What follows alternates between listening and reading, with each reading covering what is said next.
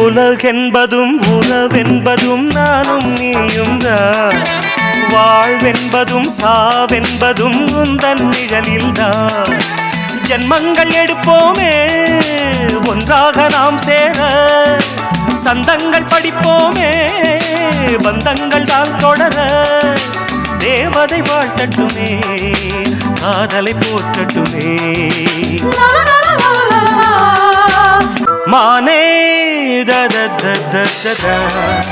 தேனே